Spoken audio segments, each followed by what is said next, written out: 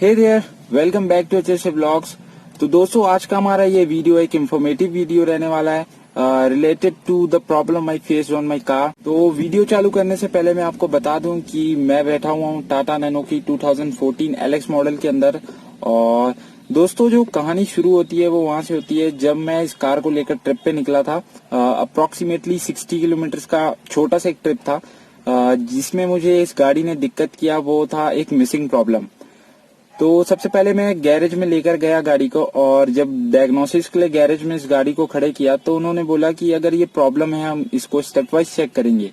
सबसे पहला जो स्टेप उन्होंने किया वो उन्होंने पेट्रोल फिल्टर को चेंज किया इसका। उसके बाद उन्होंने टेस्ट ड्राइव लेके देखी तो प्रॉब्लम दूर नहीं हुआ था।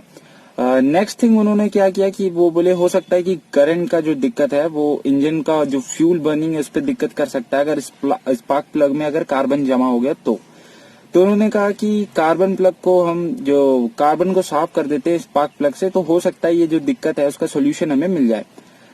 वो भी करके देखा उन्होंने, लेकिन मोस्ट प्रोबेबली जो मुझे पता था कि इसकी फ्यूल टैंक में या फिर जो फ्यूल मोटर पंप होता है उस पर दिक्कत है, वो एक्चुअली में प्रॉब्लम वही निकली। स्पार्क प्लग चेंजिंग के बाद भी ये दिक्कत दूर नहीं गई। तो लास्ट में उन्होंने यही कहा कि चलिए ठीक है, अब हम इसका फ्यूल टैंक खोल के देखेंगे और जो है इसका मोटर, जो फ्यूल मोटर आता है उसे हम चेक करते हैं।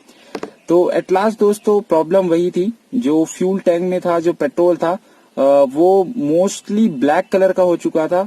क्योंकि जो टैंक में था, मैं आपको बता दूं इसका रीजन ये रह गया दोस्तों, क्योंकि जो मैंने गाड़ी को खड़े करके रख दिया था, बहुत टाइम से गाड़ी खड़ी थी। अप्रोक्सीमेटली 6 ईयर्स हो गए इस गाड़ी को टोटल, और ये गाड़ी 6,000 समथिंग चली हुई है। तो आप समझ सकते हैं गाड़ी बहुत कम यूज होती है।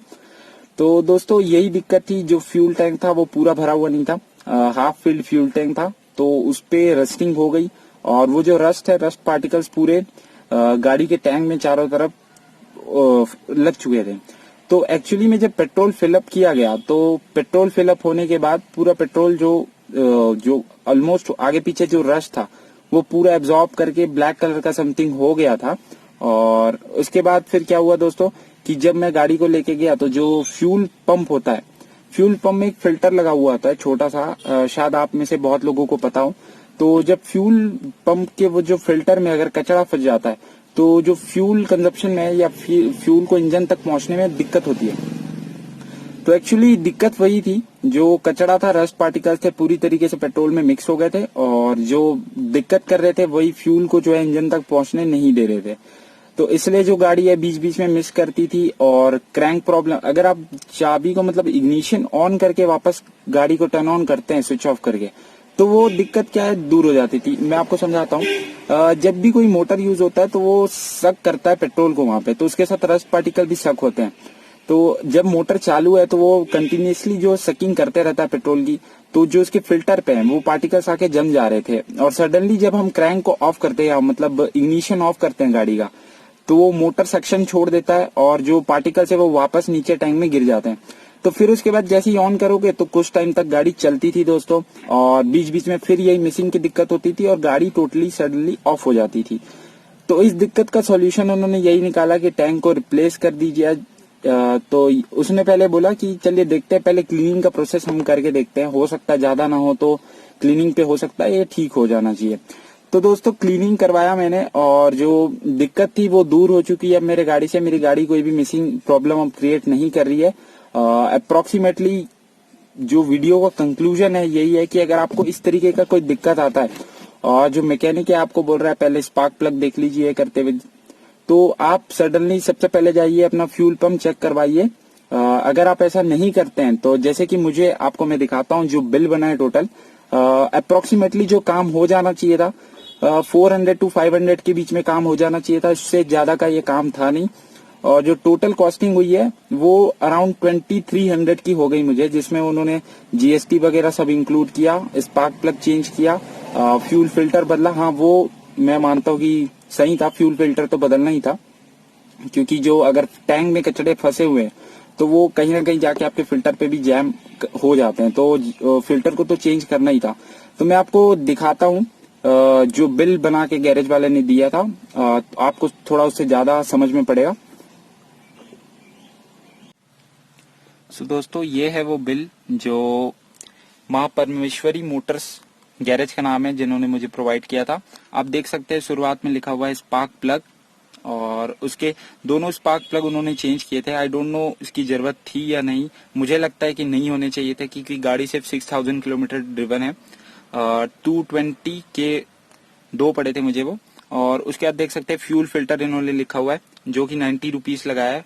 और आफ्टर मतलब जीएसटी जुड़ने के बाद जो प्राइस टैग था 236 रुपीज आपको स्पार्क प्लग का लग गया। और फ्यूल फिल्टर चेंज का आप देख सकते हैं 118 रुपीज लग गया।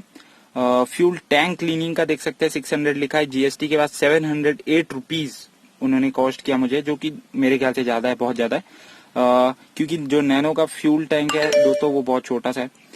इंजन स्कैन एंड डायग्नोसिस में बताता हूँ आपको। जो इंजन चेक लाइट आ जाती है गाड़ी पे, अगर कोई भी प्रॉब्लम हो रही होती है क्योंकि गाड़ी का मोटर अच्छे से वर्क नहीं कर पा रहा था तो वो एक लाइट जल जाता है, तो अप्रोक्सीमेटली उसका उन्होंने मुझे 800 रुपीज कॉस्ट किया, जिसके साथ जीएसटी मिलाकर 944 टोटल हुआ। तो आप देख सकते हैं जो टोटल नेट बिल अमाउंट है वो 2316 रुपीज का मुझे पड़ा था।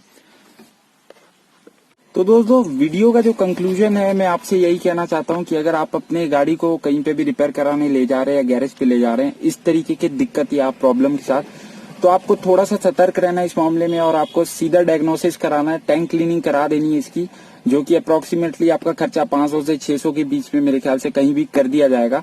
अगर आप ये सब प्रोसेसिंग में चल देते हैं तो हो सकता है आपको ज्यादा पैसा पड़ जाए। और टाटा मोटर्स में इसलिए नहीं जा पाया क्योंकि मैं जहाँ पे रहता हूँ वहाँ पे टाटा की सर्विस अवेलेबल है नहीं, तो मुझे आफ्टर मार्केट या फिर बोल सकते हैं गराज पे मेरी गाड़ी को दिखाना पड़ा था। तो आप अपने टाइम पे सेफ रहिए। अगर आपको सेम कोई मिसिंग की दिक्कत, गाड़ी चलते टाइम मिसिंग की कोई दिक्कत कर रही है या फिर एक्सीलेटर छोड़ दे रही है, तो आपको सीधे सीधे समझ जाना है कि आपके टैंक में गड़बड़ है या फिर आपके जो फ्यूल पंप है उसमें कोई गड़बड़ है। तो आप जाइए उसे क्लीन करवा दीजिए, मोस्ट प्रोबेबली आपका जो ये प्रॉब्लम है वो सॉल्व हो जाएगा।